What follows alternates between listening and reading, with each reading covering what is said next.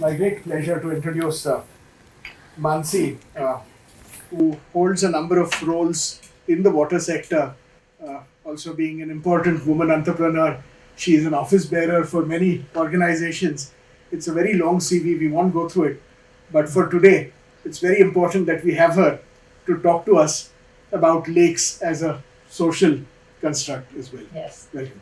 Yeah, thank you, Pushkar, and thanks, Bijoy. And Radhika is not here, so first of all, thanks to her as well, and of course, the entire IISER team to have me here. So I'm going to talk about urban lakes as social-ecological system, and this is based out of a framework which we are going to see. So you see these urban lakes, huh? Anyone knows which lake is this? Where is this? It's the only lake in Jaipur, Mansagar. You know this? You will not know this. This is in my neighborhood, and this is one of those 630 lakes in Ahmedabad. So not so important, that's why people don't know about them. It is Thaltej Lake. So what I am going to do today, you are going to see quite a lot of R.K. Lakshman coming to Pune and not talking about him will be not good, and I am a big ardent fan of him. So I'm going to take you through the whole premise of urban lakes, but not touching the whole politics behind it and all those, but just try to see how as a PhD scholar or as a deep research you can take it through.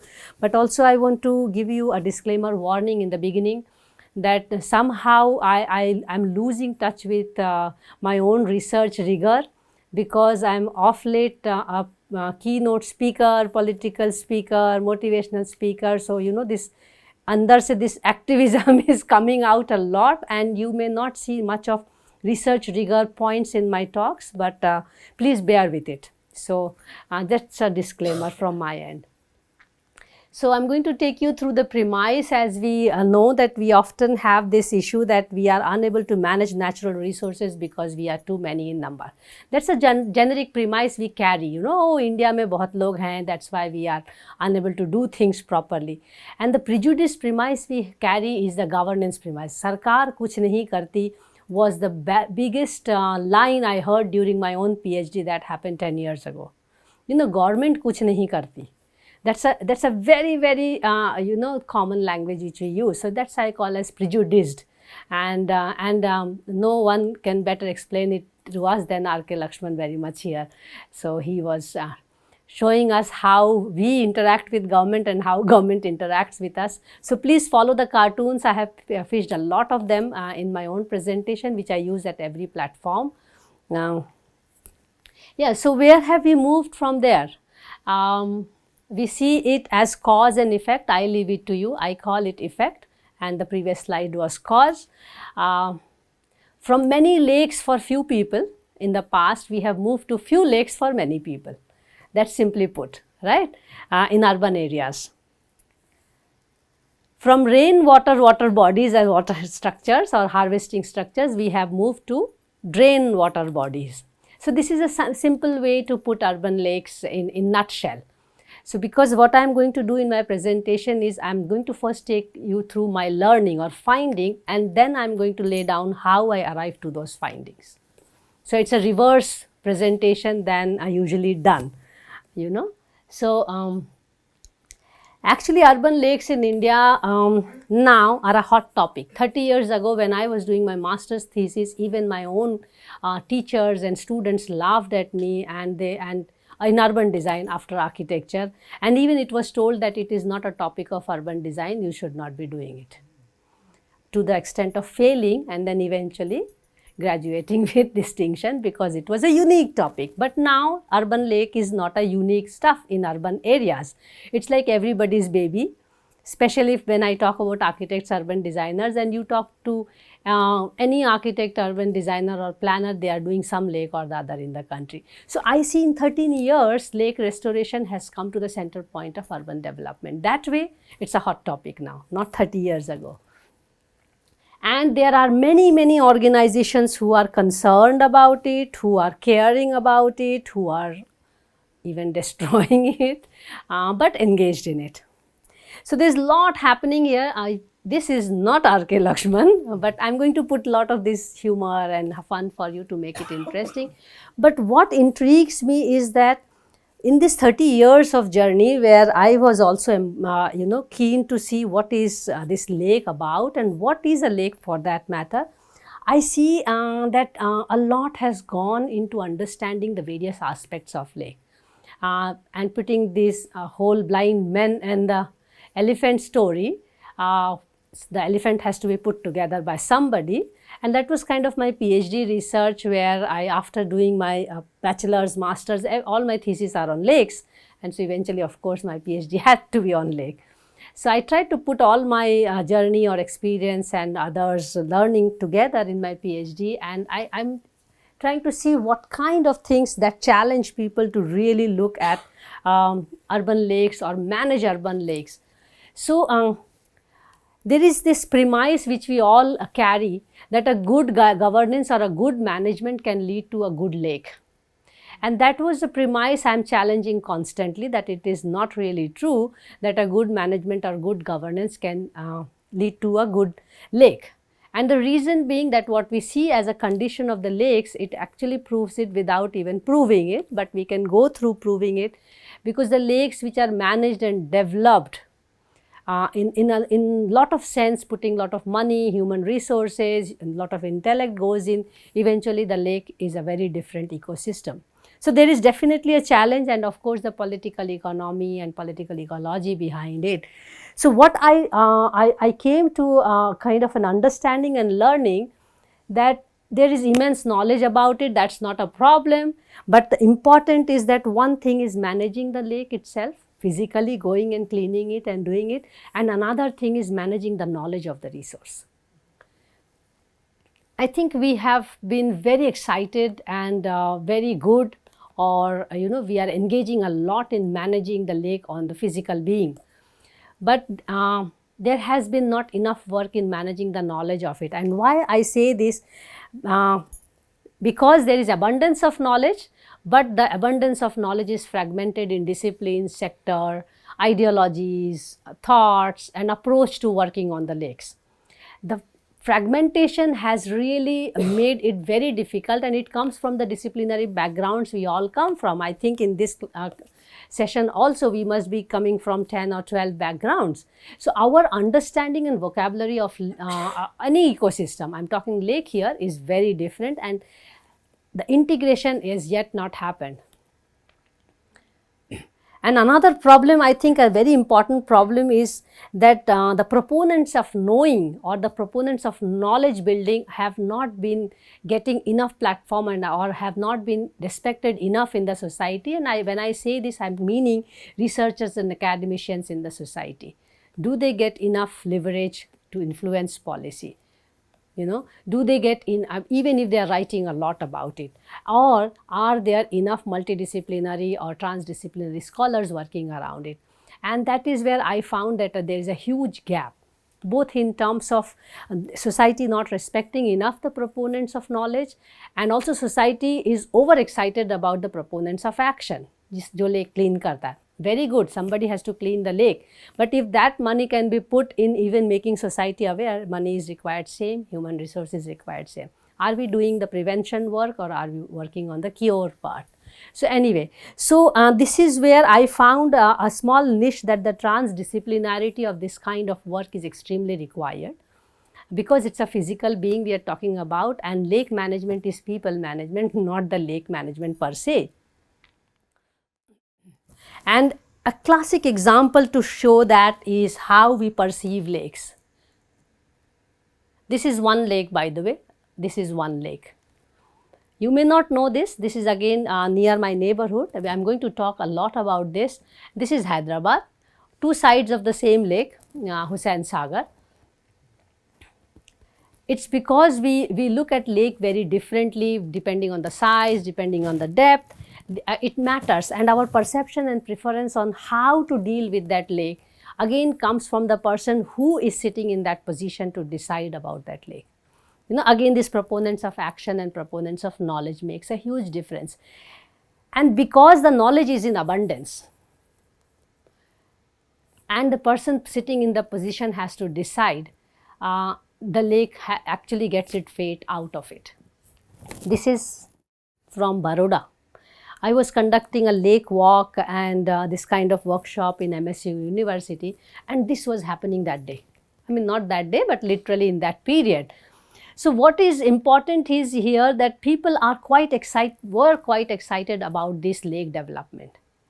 Nearly 100 Bhargava trees got chopped off, but people were excited that there will be chowpatty. There will be places for garden, you know. The lake near my house, the another neighborhood near my house, just few months ago, 6 months ago, they cut all more than 1,000 trees to make an Ayurvedic garden. So cutting trees of more than 150 years old, 50 years old, flattening the whole mound around the lake and making Ayurvedic garden. And people are quite happy about it because there will be public space for them.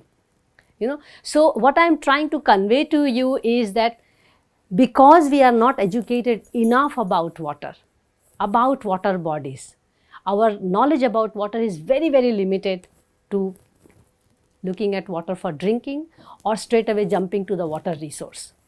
And for some reason, we have not come to an understanding the lake near my neighborhood is also responsible for giving me water, even if I draw water from the ground. So this is because of the pedagogical gap which is there in the understanding of water. That same Vastrapur lake near my house, which photographs I was showing, when I was doing my master's thesis, MPhil thesis, this was the situation. Sorry, master's thesis, this was the situation. 1999, 2005, this was the situation. My MPhil thesis. So I was looking at the valuation of the land because I was in the University of Cambridge in land economics to see how the valuation of land changes when the lake shape or the form or the status of the lake changes. This is just hot from the oven. Just 2 weeks ago, I was teaching at Ahmedabad University. Just 2 weeks ago, from a natural or humanly constructed, I will say naturally and socially engineered water body to a designed waterfront to now converting the whole water body into an amphitheater for making a full chowpatty. Chowpatty has become so successful around that waterfront, around that lakefront, that it is more feasible to have a chowpatty than to have the lake. Reason are also aplenty because the lake was a stagnant water body, there were a lot of flies, lot of mosquitoes and diseases and all. So, this is a statement by actually a government officer, killing 2 birds with 1 stone. So, getting rid of the stagnant water body and also managing the traffic around it because chowpatty became too successful, put everybody into the lake. So, this is approved project, things are happening now. So, this is how we perceive lake, and this is where I can now explain to you why Ahmedabad, despite having 630 lakes during my master's project 1998 to my PhD 2014 120-22. A lake lost is a land gained, very simply put. So, in India we have nearly lost more than 50% lakes, also river area, because lake is perceived as a piece of land. In India, we have lost more than more than 50% of the water bodies in terms of lakes, and the remaining 50% have been lost in area, because every time we do a lake development, we need a portion of land for public space. So, it is a natural progression which Vastrapur actually faced. You remove them, you make a garden here, right? These people used to move away during the flood or monsoon, they will go somewhere else. But then you made a permanence, and then this was a lake, then this changed. So, this is basically where I am talking about water management or lake management is people management. No need to manage the water bodies in present time, unlike what we were having in the past. Okay, so I am going to take more of the present times, and this is where when we have to come together and we decide, and we come from different background, it depends who is sitting on the hot seat or who is leading the whole project. So, that is why we make our own institutions, our own rules, and the person who comes with a particular background of education and his or her institutional prerogative or his or her own ideology of looking at nature, looking at water bodies, that decides. So we are not helpless. We are empowered to decide what to do with the water body. This was Elinor Ostrom some years ago when she was in India, she talking about it. But when we take the whole point on lakes, I find it this more relevant, that somewhere, because we have not had enough conversation or we have not had enough education about the water body, we lost the whole idea of understanding the water body itself. So when we look at lakes, this is the kind of journals which I have been referring for last many years. So that's why I put it as a world of lake study.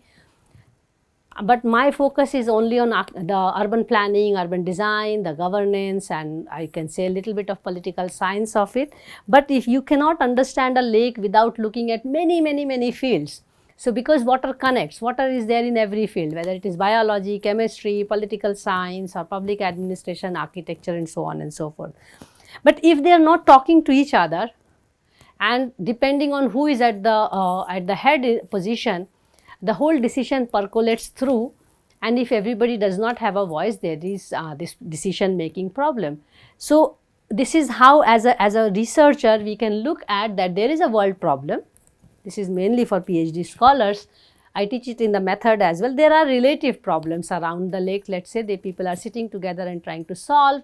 Then there is subject problem. What do you want to solve? Do you want to solve the Daegu problem of the lake or water stagnancy, or you want to solve the traffic problem of that lake? No, then accordingly you decide your problem or which one do you want to address. The way research happens, it is my understanding the similar way things are also proceeding even in public administration or let's say at local authorities. It's just that it is documented differently, but definitely the whole process is very similar than doing research and sitting in a local authority. You have to go through these processes. So then you pinpoint one problem and then you start addressing it. So probably traffic was a bigger problem for that lake over dengue or over life in that lake. Anyway, the life of the lake was already dead because the lake was all concretized. So there was no fish. Every year they used to bring fish, eggs from Kolkata and just put it there, and by the next time all the fish will die, then new eggs come. So that was anyway an engineered ecosystem. So I'm going to now take you through, if this is the background, how do we study an urban lake when there are so many players, so many disciplines, so many actors working around it. I take help from Ostrom's social-ecological system. It's a very well-known established framework, and it's a very good framework to study any resource system for a PhD scholar. Even if you have a theoretical framework to work on it, it's a methodological framework which you can utilize to understand your system which you are working on. So I took this system where you have a resource system which is the physical resource, then you have the services and units which I call as value, then you have the governance systems which includes the governing organizations and the mechanisms of it, and then there are users. And how do they interact with each other? This is the whole framework put in nutshell, but I have modified the framework for studying my own subject, which is urban lakes here. But people have studied this framework to use all kinds of resources and commons or public goods. And this is a very handy framework for PhD and master thesis program. You get a holistic picture of it because this comes with a package of variables and sub-variables. So this is like a mall where you have all the products. You can choose and decide which are the interactions which you are going to work on. I'm just showing you the framework for the sake of where did I draw my inspiration to study urban lakes. I defined many of them, redefined, I used some of them. That's the beauty of this framework. You can choose what you like to, you can add, you can alter, you have to redefine of course your attributes, which I did in one of my paper. So I just laid down all the attributes for urban lakes, and then I started analyzing it in my own work. So this is how I added a bit what was missing in that framework, in social-ecological system framework of Ostrom and the Ostrom workshoppers, that if I want to do a timeline analysis of a lake, for example, the Vastrapur lake I was showing over 30 years.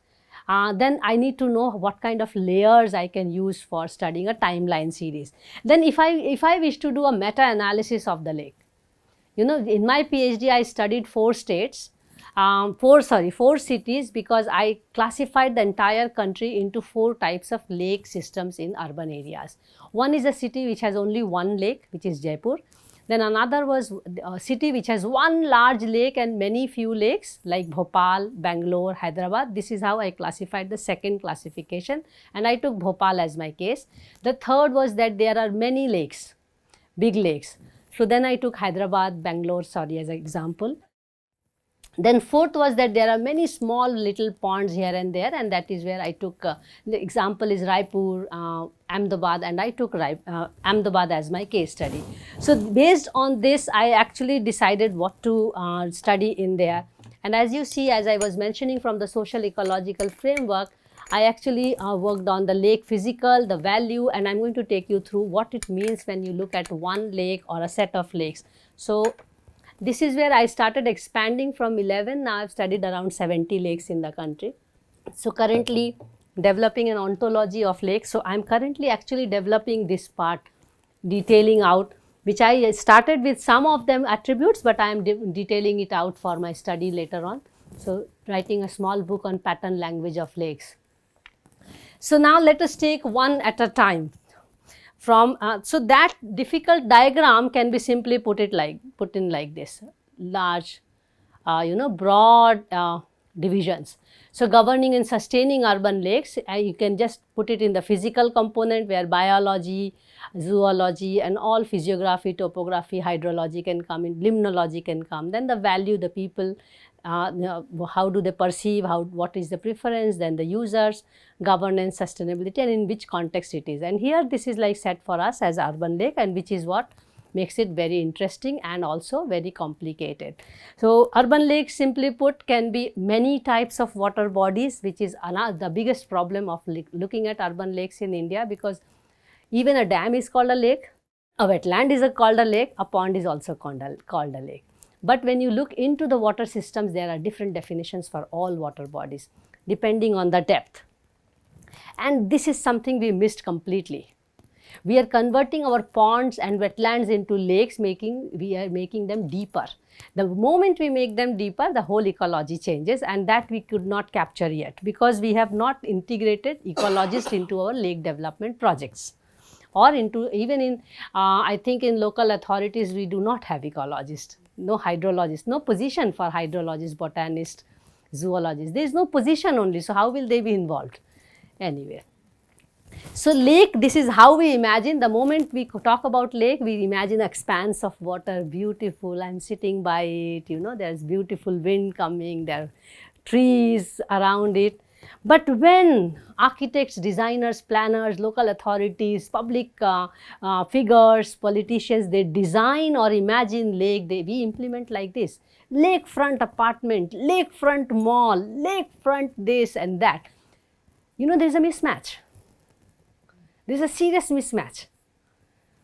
And the mismatch is because of the lack of integrated education. Also lack of education also. There's only one institute in the entire country that specializes on lake degrees. You get degrees on lake. That's in Roorkee. There's no other masters in lake management. There's already discussion going on. We should have bachelor's, masters and PhD in river, which we do not have in this country.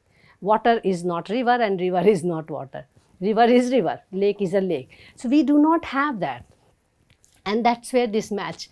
So I'm just giving it, so you will have this kind of thing, and then I show you through pictures. We imagine like this and we implement. This is Vastrapur, the same lake, by the way, which is going to be made as Chowpatty now. So if we have to do like this, then we'll miss a huge point, that lake is not a standalone entity. In the past, villagers knew, when they did the traditional water harvesting system, they knew the drainage patterns. They knew that if we are digging at a depression area, it has to be connected. So lake in schema works like this: a lake and its front, and then there is a catchment.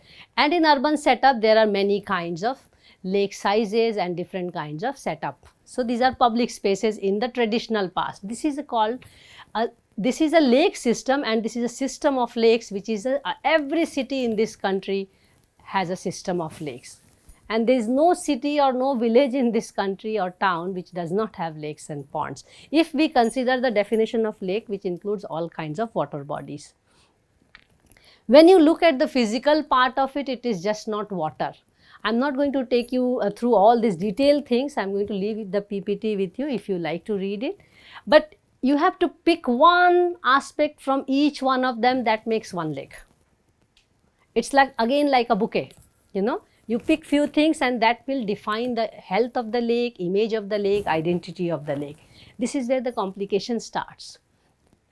So, considering Pushkar, this is from Udaipur, considering Ahmedabad Lake, Udaipur Lake and a tank as same is not nice. We are missing a point.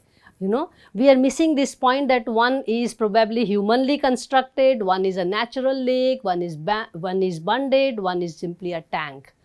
So all these characteristics are lost. What is not understood is that it is fed by the river, it is fed by the forest around it. This has nearly 30 times, this is both Ahmedabad and this is the archaeological structure.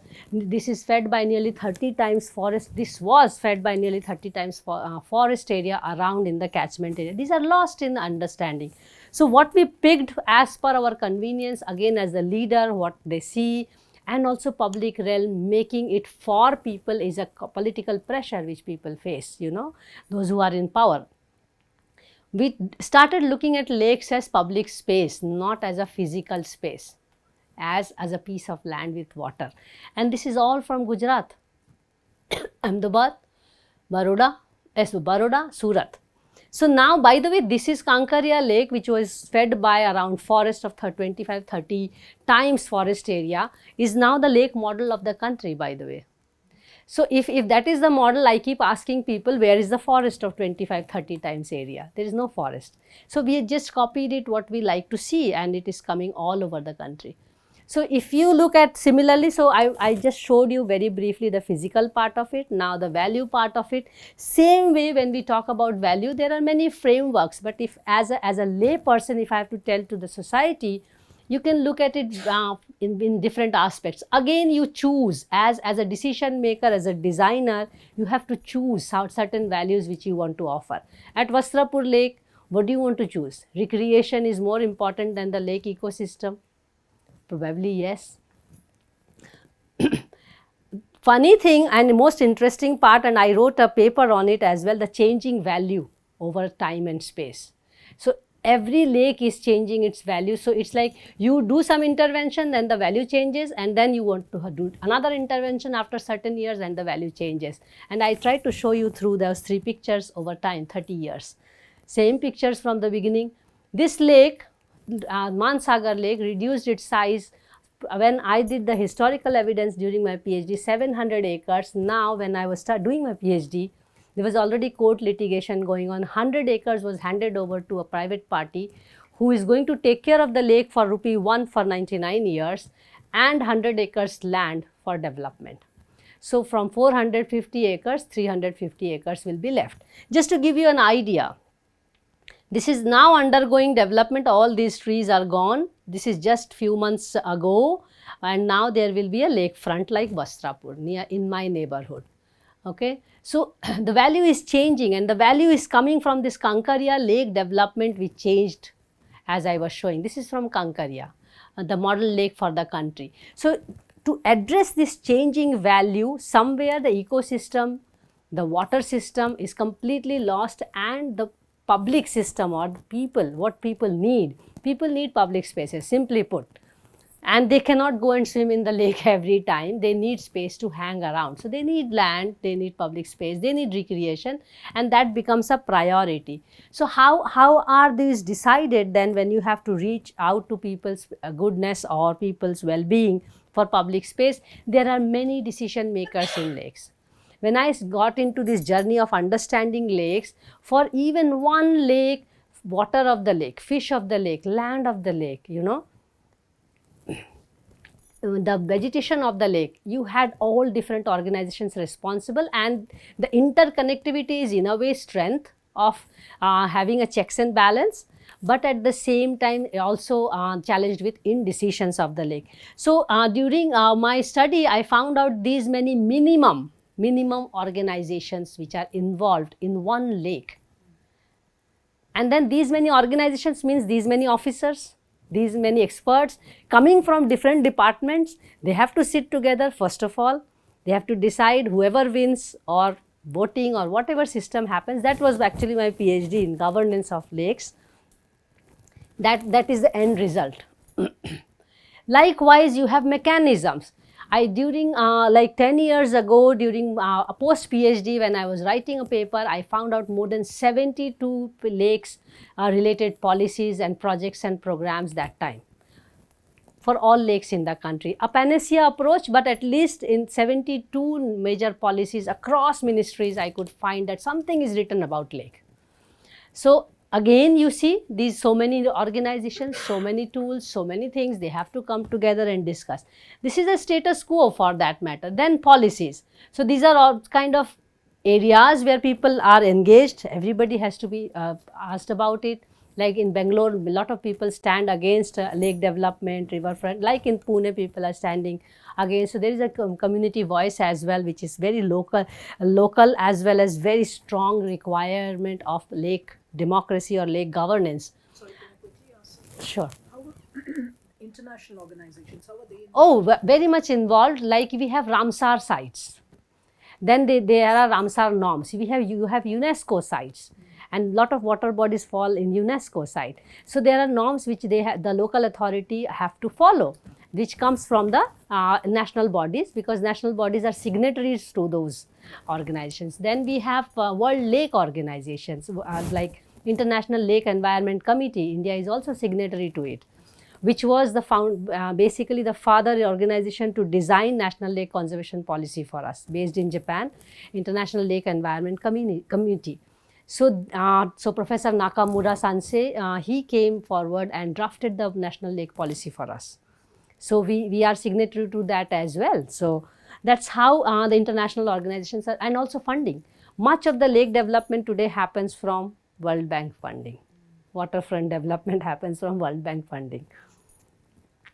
So then there are many policies, as I was saying, more than 70 policies I am talking about 10 years ago. So you can imagine then probably there are more, because urban development now, lake is at the center of urban development, because we are facing more flood and drought.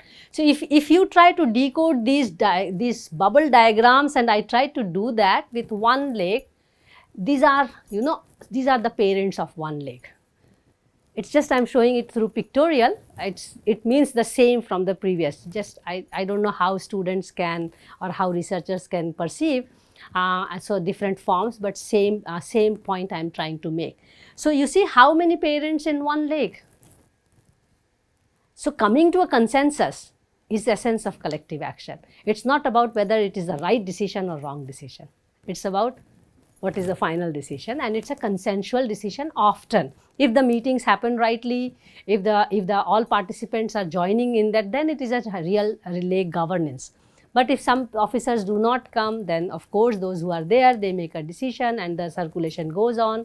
So studying governance becomes extremely interesting to understand why these things happen. So I give example from Ajmer Lake. I did a project with Ministry of Education, Japan, to understand lake governance of Ajmer. This is a classic lake where they have more water than they want, and rest of the lakes in the country have less water than they need.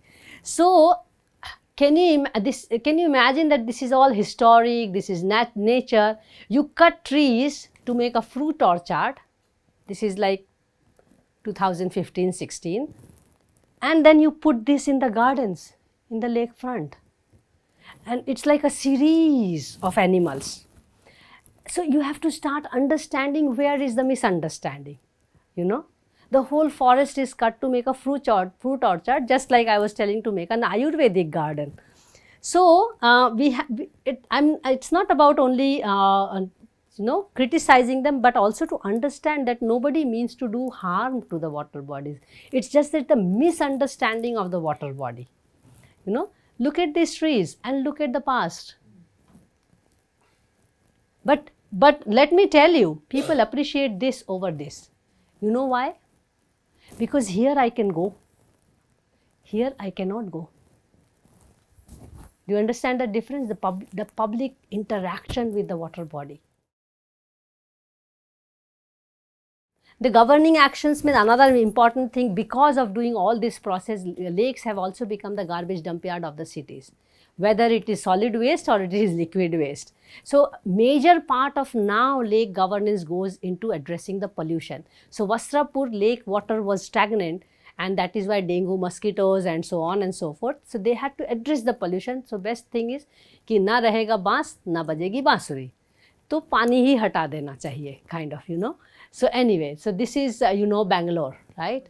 So Bangalore right now, they are struggling of course in groundwater, but when you go into the local authorities, you find that actually in terms of money, because I'm talking about governance and looking at the social ecological relationship, in terms of investing time and energy and money, you find that they are really battling more on the pollution side.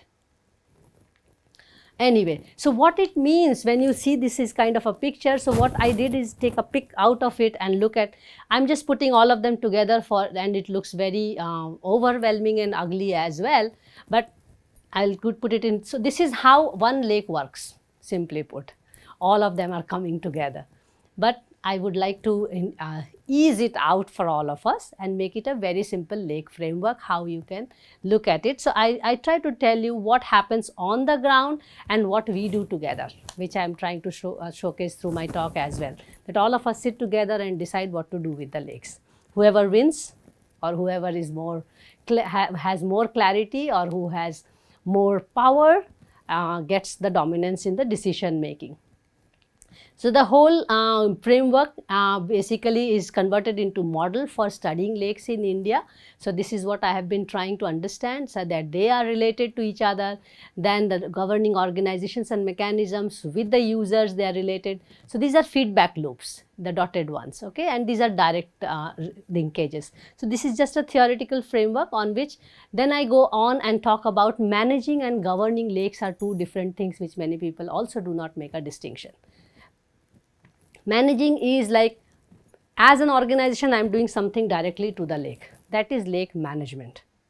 Governing the lake is, as organizations, we should sit together and decide what we should be doing. Just deciding. Then when the task is given, that is managing the. So these are also very simple, you know, distinctions which we need to understand, just the way we need to understand the definition of lake, wetland, pond, swamp. These are all different water bodies, by the way, not same. So this is a story which I want to weave into from here. You know, this is Hyderabad's Hussain Sagar, right? This big thing came, Buddha came, and this lake was actually selected as JICA project after Bhopal Lake. This was the major project which happened with Japan's intervention, because as I told you, Japan also came in with the lake, National Lake Conservation Policy guidelines, or drafted it with us. So here you will find out how some of the bubbles from here are picked up. Again, you choose some of them and you come up with a decision, and then you decide. So then this also got like two wastewater treatment plant at two of its inlet place. Then there was a tourism also. So there was a kind of a serious attempt to find a ecology and social balance. Then there is a lake park. Then as an institution, lake police was instituted first time in the country, by the way. So there will be people who will be policing the health of the lake all the time, and also looking how people don't litter and so on and so forth. Just to give you a flavor. Then governing it very similarly, like using the values, the users, the lake, which part of the lake you are preferring to, and then of course this becomes a serious part, because whenever I'm reached out by politicians, ma'am, lake develop karna hai, pathway banana hai, island banana, they have already preconceived image or dream of a lake. आप बना दोगे क्या? And माफ करिए. That's my approach. But anyway, just to tell you that this is very heavy on all rest of it.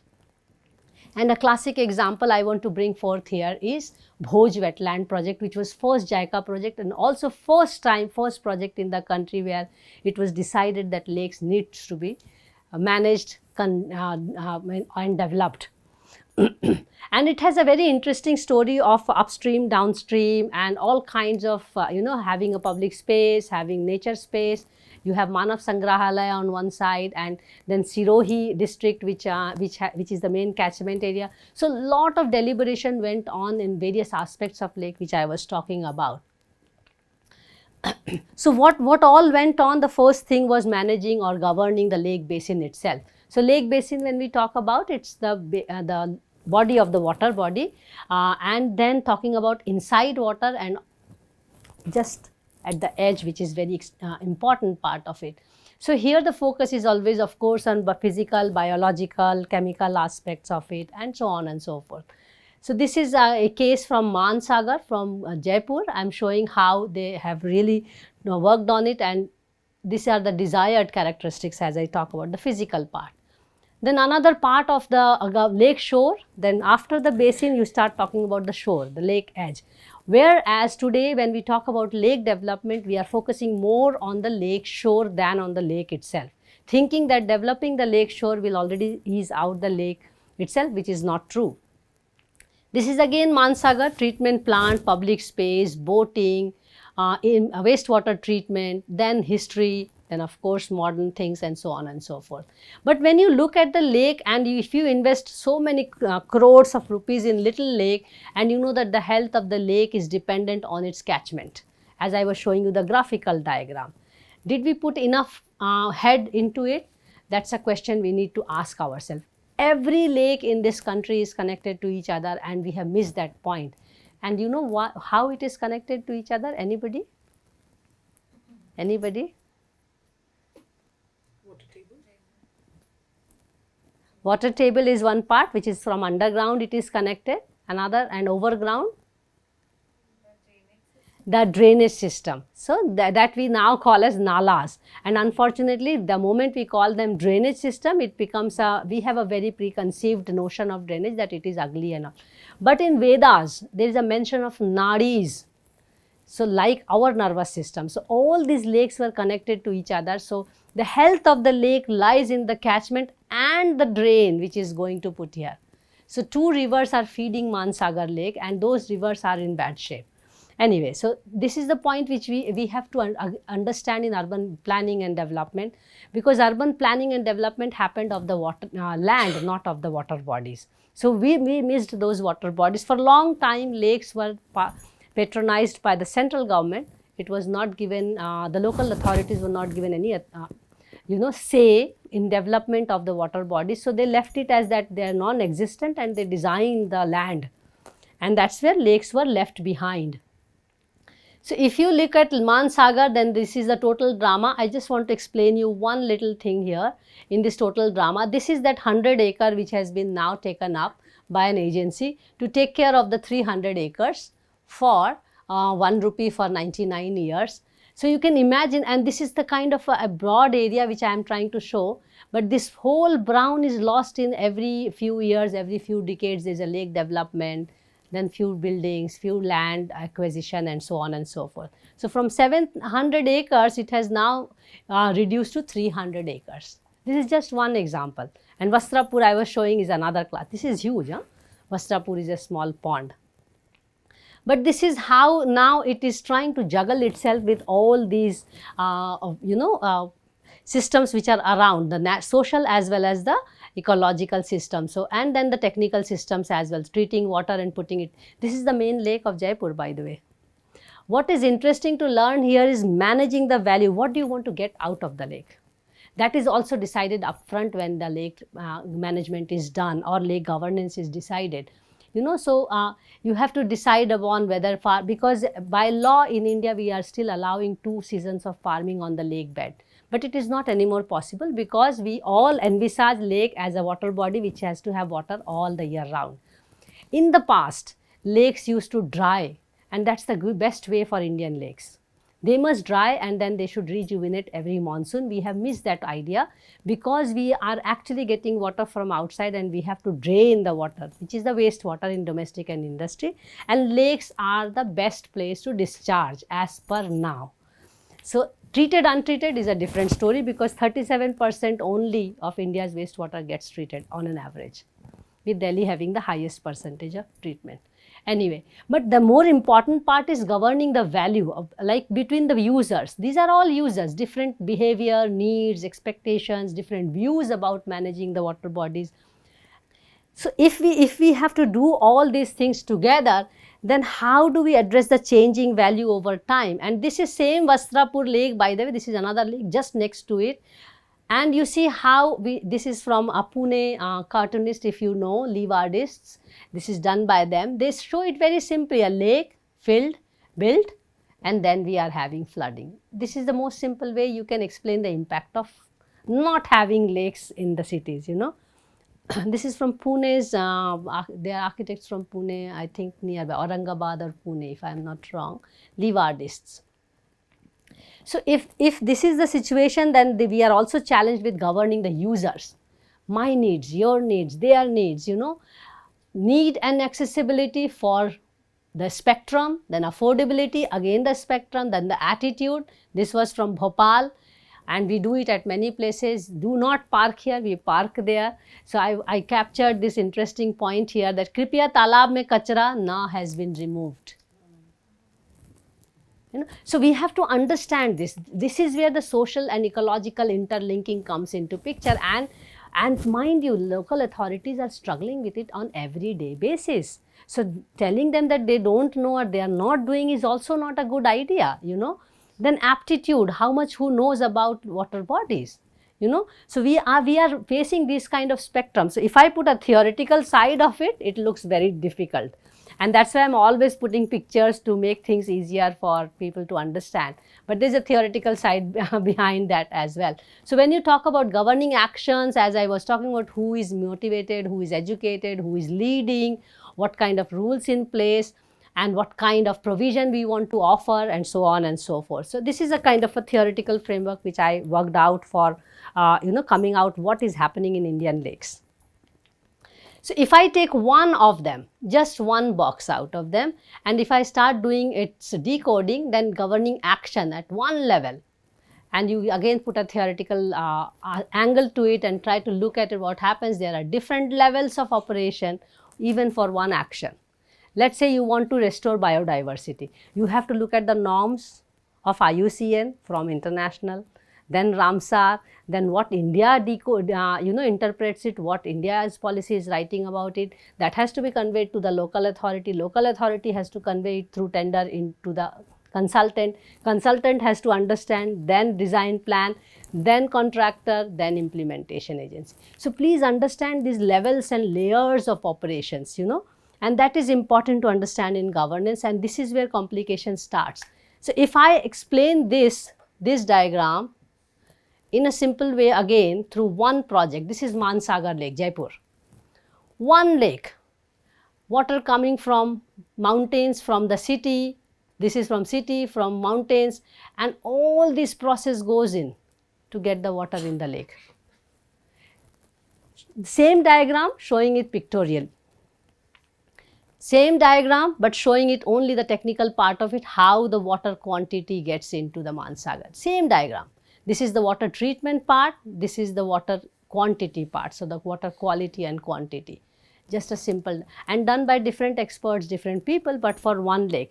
This is how, I mean, as a research, we have to start delayering the process, you know, to understand the complexity. So Mansagar at this point, it looks very interesting here. Two kinds of water coming, two kinds of water coming, the treated water of the city and the fresh water from the mountains. And they come together and they make the lake. What is important here to understand is every lake has an upstream and downstream, and in case of Mansagar I am showing this, but that applies to many lakes, especially let me just put example which I have studied is Bhopal, Bhoj and Jaipur here. City is here getting all the wastewater to the lake, and then there are villages downstream. Summer season, everybody wants water. Even the lake wants water, city wants water, villagers want water, downstream also. So I also wrote an article on an emerging crisis and the downstream and upstream saga. In monsoon, what happens? City is flooding, the lake is full, flooding, and they want to open the sluice, the village is flooding. Nobody wants water in the monsoon. That is what we have to understand as when we talk about lake governance and this whole relationship between us and the water bodies. So when we talk about lakes, as we have discussed it a lot in terms of a lake lost is a land gain, and I was showing it through Mansagar, because unless and until we see a water body as a water body, we have a problem. We see water body as a piece of land. You talk to anybody in the local authority and even best of the architects and designers in this country, what is the value of the lake? The land value of the lake is known. What about the value of the fish, the water, the chemicals, the minerals? Those values are not yet accounted for, because we know land, itna acre mein itna कीमत आता है या itna square feet, itna square yard, and so on and so forth. And that is probably one of the reason or main reason in my own understanding that we lost lakes. I was already talking about Mansagar and I show it through timeline. This is also a published work. I'm trying to ease it out for you. This is what is happening now. So all the wastewater is getting treated and dumping here, and we have a sedimentation tank. This is the land which is encroached. So my concern is that already 100 acre is given for leased out for 7-star resorts and all those things. But in the next 50 years, probably this will also get filled up, because all the city's wastewater is getting treated and put here, and it is getting the sedimentation process happening, because the water flows out to the downstream, but there is a lot of sediment which is going on. So probably 30-40 years down the line, it is only 200 acres, who knows. So this is the whole process which we have not really factored in lake governance and management. And one major part which is completely out of all the DPRs on lake development and lake management is lake for others. We are doing lakes for us. You open any DPR, any project tender call, you will not find that the tender call is asking that we want to improve the fish population of the lake. We want to improve the aquatic grass of the lake or aquatic flora of the lake. No. If that is not called for, that will not be offered by the consultant. And classic example is Sabarmati riverfront development, which we are now the model riverfront development of the country. Every year, millions of eggs are coming, putting in the river, they die. Then again next year and next year and next year. So there is no fish population which is natural, which has changed the vegetation, which has changed, of course the vegetation was already changed with the design, which has changed the whole bird population of the city. The insect population. 30 years ago there was no dengue, no mosquito in Ahmedabad. Today it is dengue capital of the country, because of this large water body sitting, just sitting. So anyway, so if they are not accounted for, then there is a serious problem, because governance is about people, with the people, by the people, for the people, not for others. And this is completely missed out, and sorry, I am also not expert, so I also often miss it out. So if we have to understand this whole interaction of governance and sustainability, lake for people is our biggest mistake. Because we have to understand, when villagers used to make pond, there used to be usually only one side was village and rest of the side were trees for others. In the camels, the elephant, the cattle, the bakri, everybody could walk to the lake, which was pond then. Now when we make lake, no animal can get into the water body, the foot animal, because you have concrete and you have sharp edge and so on and so forth. We also miss the point that the lake edge is richer ecosystem than the lake itself. Much of the fish and amphibians and birds and insects lay their eggs at the edge. So saving the edge was completely missed out, and this is where, because as collective choices, because in government offices these people do not have the voice, the biologists, the zoologists, they are not sitting in the table. So how come the voices of the fish, the fishes, the birds will come to the table? They don't arrive to the table. That's the point. So it's actually, as I was mentioning also in the beginning, that collective decision is basically the decision which comes out collectively together and consensual. It is not necessarily that it is the best solution. It is never like that. And what is also very interesting in most resource management is that there is always enough money to develop the lake, but there is never enough money to conserve the lake. What we have also missed is that conservation of lake also requires money, also requires people, also requires different kinds of specialization. That is missed out. So, doing more concrete, doing more iron grilling, doing more paving has a huge cost, which means also has a huge commissions, which means people are more interested. We need to understand this. We cannot solve it, but as a researcher, I need to understand why people are so much interested. So I want to quote a story from Mathura. I was invited by the Ministry of Tourism there to look at their 25 lakes and ponds which they have rejuvenated. So before rejuvenated, I suppose, I don't know what was there, but I was invited to talk about how to get water into those water bodies after putting so much of money. So anyway, and when I saw there that they are drawing water from motor from Yamuna river and putting it in the lake, and within 10-15 days the water gets stagnant, then they draw the water from the lake back to the river because it is stagnant, mosquito breeding and so on, and smelling and so on and so forth. So understanding the whole process that water has to flow by itself, you don't need this whole work. But then there was very interesting point which was also made in lake development there by one of the officers, that we have to develop in a conforming manner or in an assertive manner, because that can be measured. So if I have put so many square meters of pathway, I can show it in my work. But if I put 20 or 200 plants, and if 90% die, which means I may not have worked as well. So please understand these points.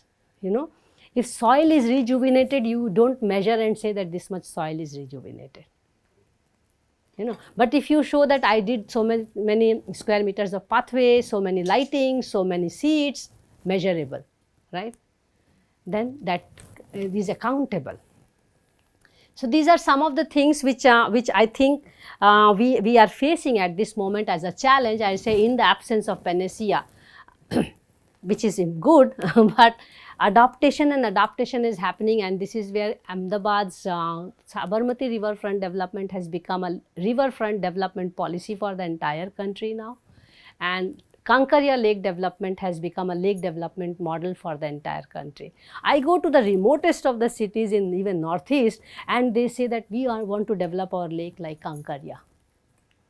In Agartala, little river, Howrah river, they want to develop that little river like Sabarmati riverfront development.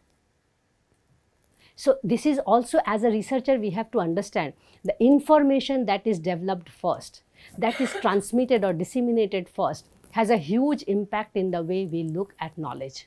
So we have to be very careful on what we say. So anyway, a lake, 90% of the lakes in this country are humanly constructed, built by our villagers. We have not done many lake after independence. We have not made a new lake. So reclaiming a water body from the land has not happened, but reclaiming land from the water body has happened aplenty. As I mentioned, nearly 25% of the lakes are only left now. 75% of the lakes are lost in the country. But anyway, so a lake which is born, which is a depression area built as a lake, is supposed to die or will die just like any human body or any organism. Lake is also an organism. We miss that point, and we want to really make the lake living forever and ever and ever. That's the philosophical side of it. What we can do is we can prolong its death, by dredging, by putting ecosystem and so on. Because a lake, anyway, you fill it up and you make a building, is already a dead lake. Or it dies by sedimentation. I will prefer a sedimented death of lake rather a building on the lake. So that's the choice we have to make as a society, because the process will be longer if it is a death of the lake by sedimentation, and it will be natural. It will still take the water. If you have more lakes, if you can reclaim all the lakes of your cities, you will not have flooding. That's for sure. So because it will act as sponge, so now the sponge city concept is coming from abroad, from China. I hope we take it in more serious way than we are taking right now, because these lakes can act as sponge for the city. That was a master's thesis 30 years ago, which was laughed at. So we can really see them as, even if they die. So where do we stand today in lake governance and sustainability? This was kind of a finding of one of my research work, and I just try to put it in very simple way. So you do a lot of governance and you get no result. This is a theoretical way of looking at it, total failure. You do a lot of governance and you get, you do no governance and no result, bad situation, basically ignorance. Then high governance and bad lake situation, very frustrating. You work a lot and you have a bad situation. This is what we would like to have. You do less governance or less managed lake and you get a high yield or a good lake. This is of course utopia. But this is happening. You can see many places in Japan. This is a classic example. So in my one of this research, I also placed lakes in these 4 quadrants, this 2 by 2 matrix, which are the lakes which fit here, and just doing a kind of a fun study. So this is some of a little work to sum it up as what I have been studying on lakes. Lakes as ritualistic water bodies, revering it, dependence on it. Then came Britishers and Mughals in the country who gave a new angle to it, the aesthetic and the recreational part of it. Then came urbanization, started exploiting lakes, seeing lake as a serious piece of land, and we started basically misusing lakes. And then we stand here today, as of now, we started abusing the lakes. So this is kind of a book cover also of one of my book. So this is how life cycle of lake in nutshell. Okay. So if you know all this, and also this is a life of every lake in every city. If you know all this, as I was mentioning, a birth of a lake is bound to have a death. But then how you want that death? It's even like human beings. We have increased our average lifespan, right?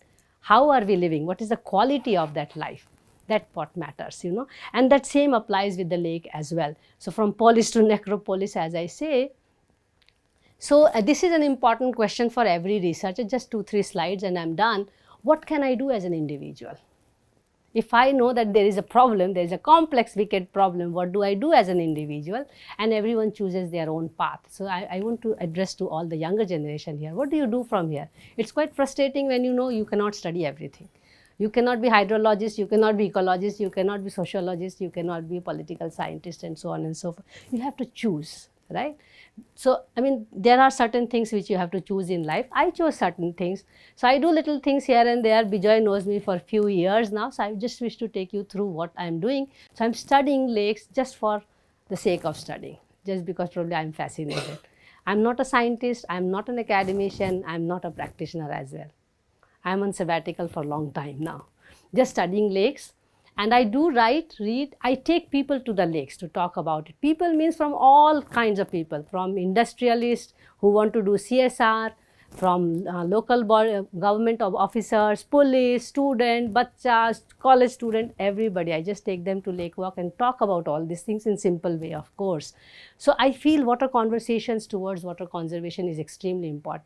If people don't understand about it, then there is a problem. So we have to have talking about it. We do these conversations as well. Bijoy has been part of it, and I'm going to put you into this system now, some of you who are working on water bodies. So we started this 3.5 years ago to have water conversations from very different angles. So these are some of the lake thing which I have put here, but we have had many different topics of water bodies. So I also moved out of lake, and thank you for inviting me to talk about lakes, because nowadays I don't get enough time to talk about lakes because I moved on to water. So I think it's a much bigger and more complex system, but trying to understand it through all these experts. So we had a lake series. We are trying to develop a kind of a small book out of it, coffee table book. So that we run as Wednesdays for water as our signature program, but we also invite PhD scholars to talk about their water endeavors, about their water research and all. And we set up a jury, and then there is a discussion. So student presents, and then we put up like a jury for them. So Radhika was there, but she was not in the thesis club, which is where I wish to invite all of you. But Radhika presented the different form of looking at water bodies. So she was invited as water arts here. So we have different ways of looking at it. Of course, I write. But importantly, I think what I'm really trying to find in my own purpose of life is how is it possible to teach about lakes, about water? Is science important? Just recently I completed a paper on philosophy of water. Is conscience more important? And common sense is completely missing out of the whole scene. Lake में अगर मछली नहीं तो lake का क्या मतलब है? Then तो swimming pool ही बना लो ना. And the funny thing is that we can't even swim in these lakes because of the water quality. But anyway, that brings me to an end, and I'm open for questions. Thank you. And you saw a lot of R.K. Lakshman, huh? Yes. Yes, I wish to go there. This is only my second visit to Pune actually, so I have not been much to Pune, so hope to go there. You seem to be doing a lot of amazing things. Where do you get the funding from? Is it a mix of private players and government organizations, something in between? How does that work? Yes, so for a long time I worked as a consultant. So in private projects we have developed lakes, which we cannot call as lakes developed when I was mentioning. But for last, I think I will say 15 years since I embarked into my PhD journey, I'm trying to get small grants from here and there as an individual. And also I do public speaking, and then I'm also teaching my own courses. So I have designed courses from 1 day to 1 year, 1 semester. So if people take me for those courses, of course that is my livelihood. But then I'm writing grant proposals usually and getting small grants. And this is in India, MOEF funds? No, I'm not eligible for any government grants in this country because I'm an independent practitioner. Yeah. I tried to convince some of my friends to give me a zero salary adjunct professors, I think, but I didn't convey it better. So I'm not eligible for any grants. I still try to find little bit here and there. But honestly, last 10 years, I have never bothered about grants. काम करते रहो, पैसा आएगा. कुछ ना कुछ तो आएगा, जीने के लायक आएगा. And PhD, I had a very good grant. I was super blessed with PhD grant, so that helped me in the initial years of setting up my research, understanding and all. So मैं पागलों के जैसे बस काम करती हूँ. पैसा आएगा, नहीं आएगा, चलेगा. खाना तो मिलता है, कपड़े तो दूसरे का पहन लेते हैं, wearing my मम्मी का साड़ी. So, और I'm not really very ambitious person, so then it helps. Nice talk. Thank you. I had a question regarding the biodiversity of lakes. So you talked about how some of these are like cemented हाँ, around. some नहीं, all of the lakes which are developed. विकास है ना. So you're saying, so in such a system, it's quite isolated, right? Absolutely, it is disconnected. Have a self-sustaining biodiverse ecosystem. How would one even approach creating? In urban context, one has to understand the importance of drainage system. I have a white paper written on drainage, reclaim the drains to save the rains. And there I mention about the value of these drains, even referring from Vedas as I was talking about. If you do not have a nervous system in this organism, see, we should spend less on the lakes and spend more on the drains. Now I want to ask students, how many of you, and even citizens, how many of us are interested to work on the drains? Not many people. The moment we see, drain is also wasteland as per the national designation of land. So waste बोलने से ही our perception changes. You know, so I think if we want to really have a healthy ecosystem of the lakes, let the water flow is something which you have to understand. Let us revive the drains and don't do anything with the lakes. We really don't need to put any money in the lakes. I'm saying on the public platform after 30 years of studying these water bodies, and I know what I'm saying. We have to work on the drains. because fishes have to flow from one lake to other. It's just like us, you know. And that would even, I guess, take care of the dengue issue. Of course, water has to flow. Food web. Absolutely. Aviralta mein hi nirmalta hai. This is again not made by me. There are people who are working on Ganga. They talk about it. Let the water flow. And we can also see some examples from abroad, like now in Netherlands, for example, where I did my PhD and masters. They are redefining the whole way of looking at Rhine River. Living with nature. Now they are recreating the natural river which was engineered over time for 500 years. Now European Commission has already made that project as viable, and then they are already implementing it, land reclamation. So reclaiming water body from the land. But if you want to really have a rejuvenated biodiversity, we can also learn from what Kankaria did in the past. See, we have to understand that this is a water body for human consumption. Like Kankaria, Sarkhej, I am giving two examples from Ahmedabad. Both these tanks, these are water tanks for human consumption, for animal consumption. Both of these water bodies had 25 to 30 times bigger catchment area of forest. So then you can say, okay, I am taking this much area, one portion of 30 times for human consumption, but rest is for others. Then it is justified, you know. When villagers did these ponds, you have to also understand villagers made many ponds. You know, there was only one pond by the village. Rest of the ponds for animals, for agriculture, for all kinds of nature and everything. And they were sustainably managing it through their own internal governance system, which is called community water management, right? Which is water governance. The whole definition of water governance comes out of community water management put together. So in that case, if you are exploiting one water body, let's say you have less of the, which we already had fishes and all. We have a very good example in Mehsana near Ahmedabad, where I went to see. They have one pond which the villagers use. Rest of the ponds are left intact. We saw in that day itself camels coming, cattle's coming, you know, goats coming to those ponds. And one little ghat to go to the pond for the villagers. That little ghat cannot be made all around the lake. So there is so much to learn. You see, we also have to understand, if you remember, I said a line, the knowledge which is first documented and disseminated has a huge impact on all of us. We all see waterfront, then picture of Varanasi comes into our mind, right? Waterfront bolte, that beautiful skyline and ghats and all. We don't go beyond that image. We do not realize that the people of Varanasi were not drinking water from the Ganga. They were drinking water from their own lakes, ponds and tanks, more than 300 of them. It was to protect protect the Varanasi people from the might of Ganga. Varanasi otherwise was fed by Varna and Assi, two little rivers. That was their lifeline. And that was natural, but now it is no more natural, because all the wastewater, all the garbage is dumped there and it has become a drain. So the life in those two rivers is gone.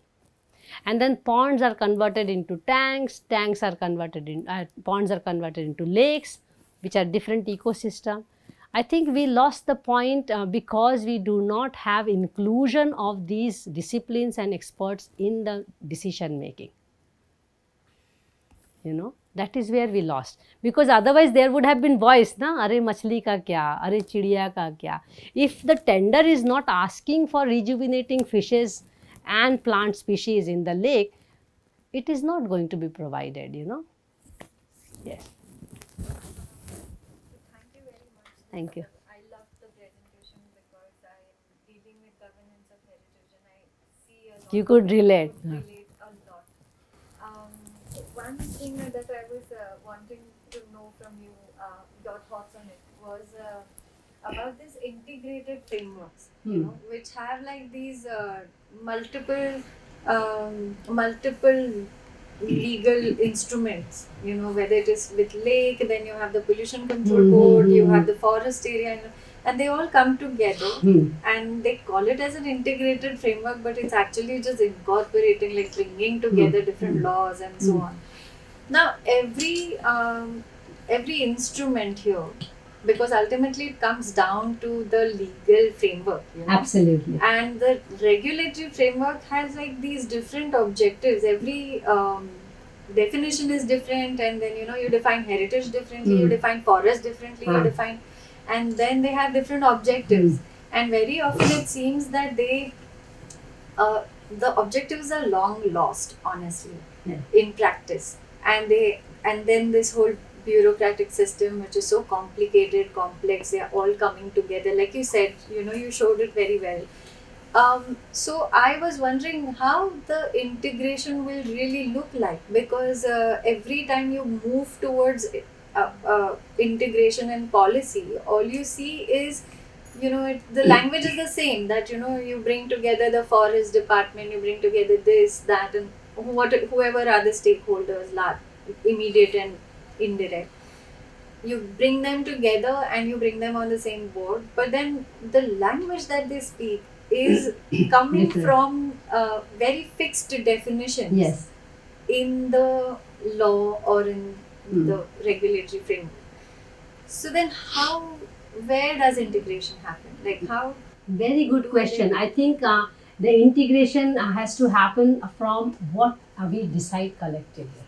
That has to be prima facie instead of the consensual decision. For example, if we decide that this lake has to be restored or conserved for the lake, it's a completely different thing than this lake has to be developed for the people. That this decision is not disciplinary bounded, This decision is a conscious decision. That is where I am questioning myself. Should conscience and common sense be sitting over science, or should science be more dominating? So if people from 10 backgrounds are coming together, as I have talked about it, and you also put it very clearly. So when we look at the integrated water resource management and integrated lake basin management came out of it, by the way, and I looked through the entire document, it is quite institutional or anthropogenic. The ecological aspect, the physical aspect is still missing there, by the way, and we leave it to an implicit assumption that people who will come on board for integration, they will carry that information or knowledge there. But even if they carry, if we do sit together and we do not decide, or whatever we decide, our decision as a collective decision has to be a starting point, not the end result. You understand what I am saying? Deciding lake for the lake is independent of discipline. Deciding lake for the people is also independent. So why are we having this meeting as integration is extremely crucial, because that already gives the direction, and this is where I think even you look at our legal framework, we are struggling to call water bodies as human beings. Ganga, for part Ganga was called human, given a human being status, and it is withdrawn. Because it's a huge river basin, you cannot have human status for one part of the state or one part of Ganga, which is one state, and rest of the states do not consider it as a human being or status. The legal framework of this country is also anthropogenic. No? It's to manage society, to put the society in an order. We are all working towards putting us in social order. Have we tried to integrate that in ecological order? That is the question where we all have to dwell into now. Lake for the lake sake is completely different lake for the people. So this Sheelaj lake near my house, where they cut all the forest, I have a student who is fighting battle, doing PIL and trying to understand. He never worked on lakes, but he got moved because he lives there. Now, if legal instrument talks about and it gives more weightage to anything that is for development and for human well-being, is weighted more over biodiversity, then biodiversity is always going to have the backseat. But if conscious people come together and they talk about lake for the lake, then the lake was good here. We did not have to do anything.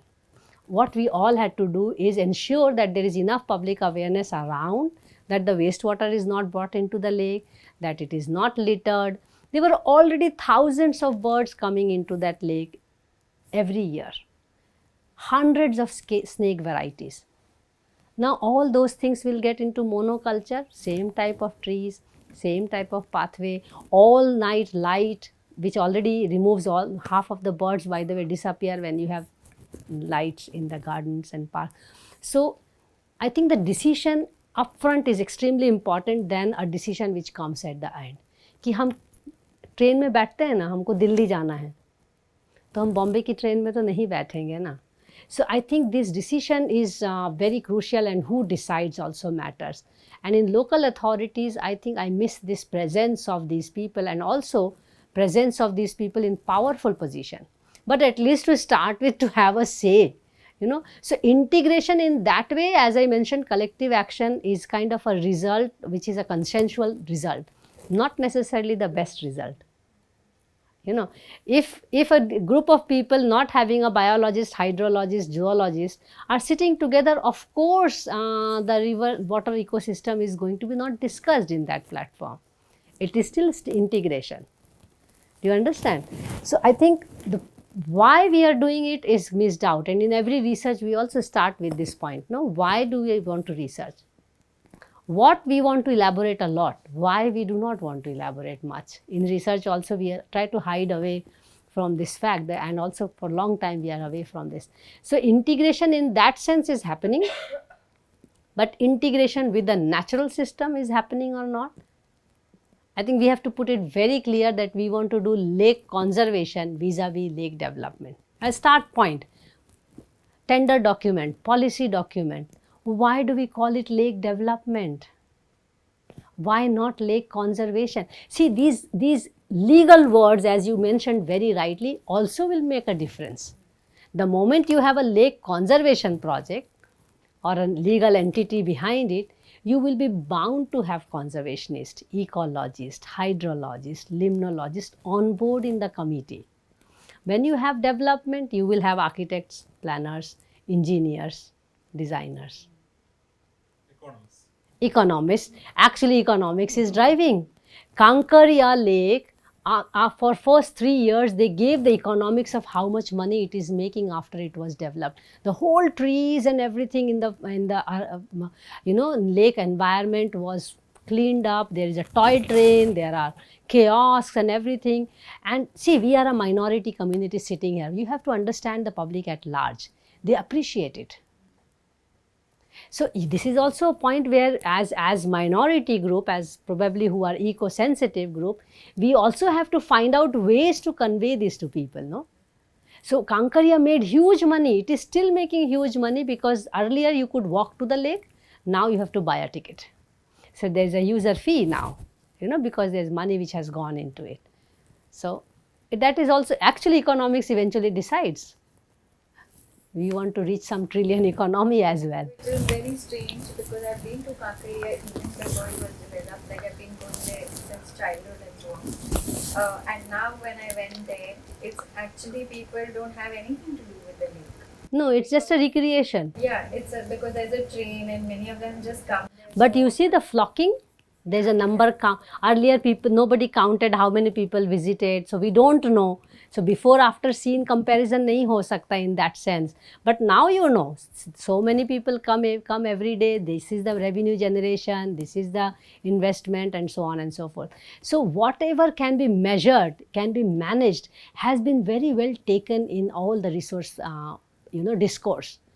And that is where I think as natural resource managers or researchers, we have to really harp on that whole idea, how to start giving everything in that measurable terms. You know, I mean, I think that's where the whole economics is also sitting there. You measure. So if my point then every time is that you tell me that this lake has, and it is possible, fish census is there, bird census is there, plant census is there, tree census is there. Now it has to be incorporated into the project. In a tender, you tell that you want to have the native species of so many fishes. You cannot have birds, birds will automatically come. You know, so I think these things have to be integrated into the legal system as well, and it is possible. We are not the first country to do it. I mean, I had an opportunity to go to Hyogo Prefecture in Japan when I was there as a visiting professor again, and it's a museum of lakes. And every lake they have experimented differently. Community is given charge of it, and they are really experimenting in the whole prefecture, which is their district. Prefecture is the word they use.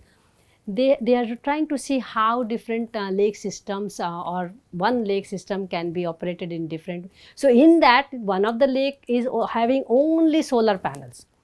Probably not for ecosystem. As I was saying, that if you have 4 ponds in the village, villagers used only 1 pond for their consumption, but rest were for others. So these decisions can be made in upfront, you know, and that is equally integration, by the way. So integration, now we have to have a new word for it in other sense, but how it is driven, leadership matters for that matter. Goal matters. What do you want to do on this platform or in this project, and so on and so forth. I think if I focus only on lake, it's high time we talk about lakes for lakes.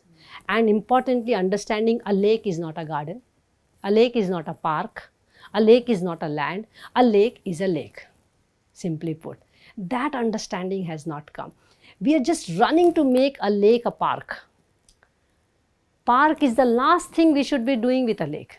Garden is the last thing we should be doing with a lake. I think this is a problem of education and apathy. Absolutely. Where we want to reduce everything to two-dimensional surfaces in front of which we can take selfies. The recreation, absolutely. We are too obsessed with recreation.